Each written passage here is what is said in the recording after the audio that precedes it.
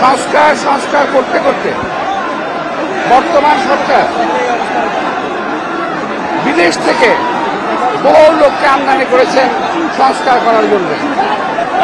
আমি আজকে অত্যন্ত গর্বের সঙ্গে বলতে চাই, শহীদ রাষ্ট্রপতি জিয়া রহমান বহু সংস্কার করেছেন বাংলাদেশের, বহু।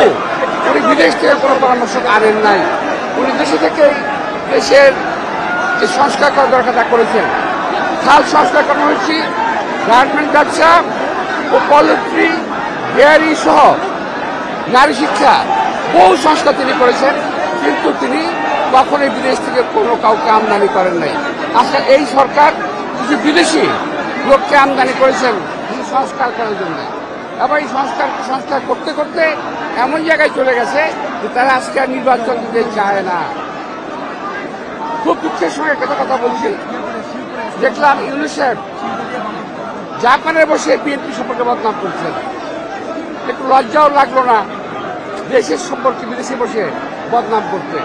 তিনি বললেন একটি দল নির্বাচন চায়, আর আমরা বলতে চাই একটি লোক নির্বাচন চায় না, সে ইউনূস, একটা ইউনূস, উনি নির্বাচন চায় না।